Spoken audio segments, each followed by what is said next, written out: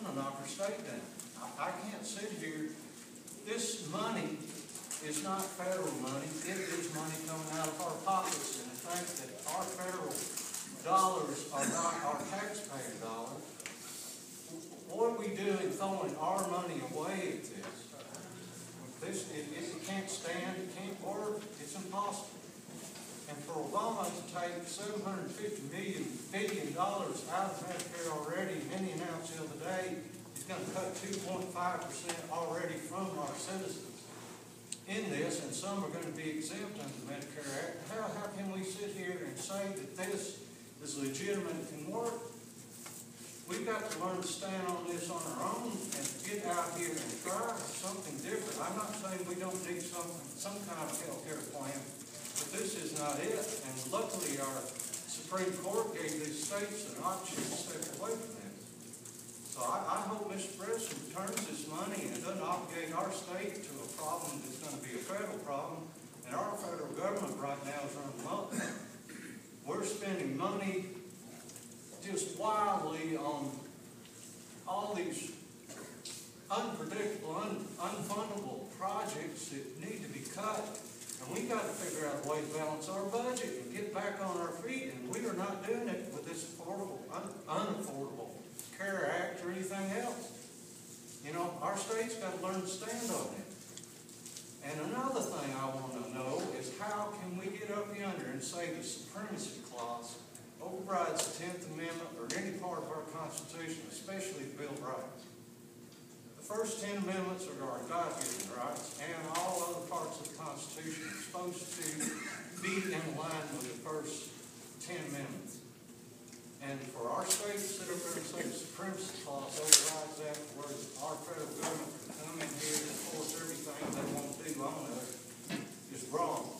The 10th Amendment, the way the Constitution works, the states are supposed to have the power of the federal government and make the decisions.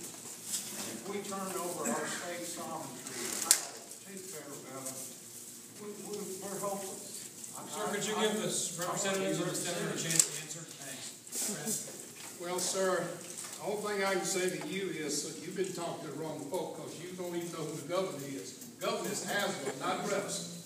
You get the information from somewhere else. Act in order to make taking this federal money illegal. And that bill, there is a law because of the TennCare Act. Okay, sir. But back to where we were, here's what I know is, I know what they tell us going to happen, and this didn't come from the governor. Representative Rich is right. It's the governor's decision. But I think it's our responsibility to tell you all what side we are on. As your representative, personally, I'm not speaking for Representative Rich, nor am I speaking for Senator Gresham. I'm for expanding Medicaid, and I don't care what anybody say about all this other wild stuff. That's not so, because it's all lies in the first place. And we've been fed all these lies for way too long and making people believe something that's not so. So we may as well get down to brass tacks here. We need to expand Medicaid. I wouldn't be there if I didn't know what I was talking about. I'd like to know what Senator Gresham and Representative Rich's position is on expansion of Medicaid. Well, I'm very happy to answer this. I think it is a complicated issue, and it is one that I have great reservation about. The reason I have great reservation about it is because I don't know where we're going to get the $600 million in 3 years when the federal government pulls away 10% of the funding. I don't know what we're going to do. I don't know how Tennesseans are going to be able to pay for it. I think it's going to be something that's extremely troubling. I don't know where we're going to get the additional taxes. We're already at a 9.25% sales tax with local options, sometimes 9.75. I don't know that we can raise our sales tax, and I don't think we need to do that. It makes us uncompetitive with other states. We cannot and we will not have an income tax in this state. It will make us incompetitive with other states. If we want to bring jobs to Tennessee, we have to be tax friendly, we have to have less government regulation, and more ability to people to be able to come here and pay their employees. And we have to have a healthy population. I'm sorry. And we have to have a healthy population. Well, let me ask you a question. Do you support co-pays for TennCare? Any co-pays? Probably, yeah. Okay, well, the federal government that has given us the Medicaid expansion money through CMS, Center for Medicaid Services, will not even allow us to have co-pays on most TennCare. People are going to the doctor and it costs us $40, $50, $60 every time they go, because it costs them nothing. I talk to primary care providers daily who tell me that people come in for paper cuts. How many people come to your ERs for sinus infections? That's costing the state and it's costing the federal government dollar after dollar after dollar. We have to be aware of that. This money doesn't just come from nowhere. It's not just given to us. You know, I think right now, as we approach April 15th, each one of us will see how much money we're paying to the federal government.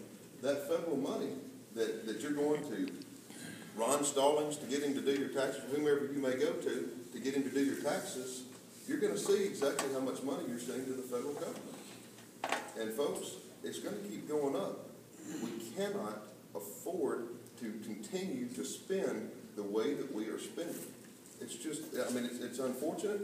I don't have all the answers to health care, and I don't think any of us in this room do. But I'll tell you this, I talk to hospital administrators for every hospital in West Tennessee, almost, fairly often. I had met with Mr. Shore, with Methodist, with Mr. Reynolds, with the lady from McNairy County, from Jackson. I chair the House Health Subcommittee. This is a subcommittee that deals with the health care population and the health care issues of every Tennessean. The hospitals have talked to me more about not allowing physicians to have MRI machines in their office and getting rid of the CONs than they have Medicaid expansion.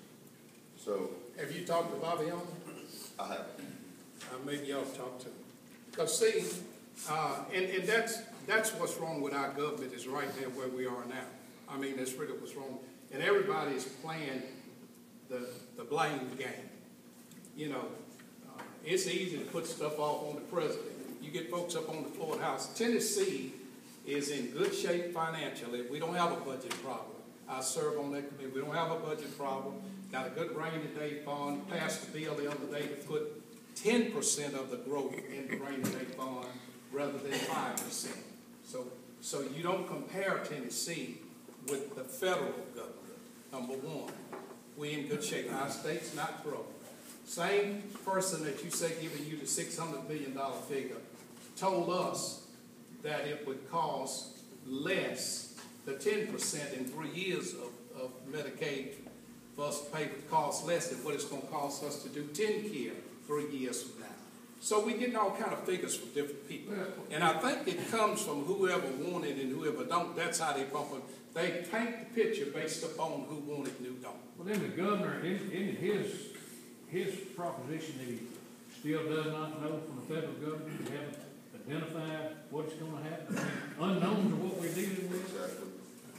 I mean, Exactly. Do we not always Well, that's deal his with position. unknowns? I mean, Yeah. we don't know who's going to be sick 3 years from now. We don't know. And the thing that's concerning us, and we talk about money, I'm thinking about lives.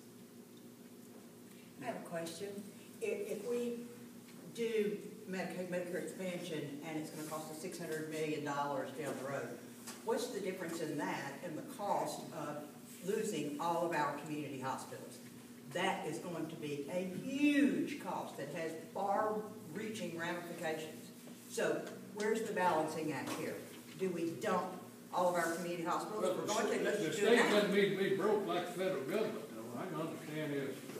Well, yeah, but there's got to be some reasonable approach to this. I We agree with can't that. just close 100 community hospitals in this state. Talk about people who have no health care. What's that going to do Healthcare to is all an those investment. folks? And if you don't have a healthy population, you forget about jobs. I mean, people are always complaining about entitlements and on the public dole and this kind of thing. But if you have a healthy population, then they can get jobs. They won't qualify for public entitlements. Representative Rich, in your answer to Ms. Rice, you said that you were concerned about where this money's coming from. Sure. Are you saying that you are against this expanded? I'm saying I have great concern. Okay, not I necessarily have for or great against. concern. You know, And this is something that no one in this room can answer, is exactly where's the money coming from? What's gonna happen in 3 years? What's our 10% gonna be? Is the federal government or CMS, Center for Medicaid Services, going to change the rules mid-game? They've been known to do that. It's happened. I've heard that same statement 3 years ago, I heard it 3 years ago, and I heard it 3 years ago. What are we gonna do? We never know what we're gonna do, but we always balance our budget. We always make it, and what is strange We about have all to balance our budget. Yeah, we have to. But here's the next piece about that, what's so strange about it.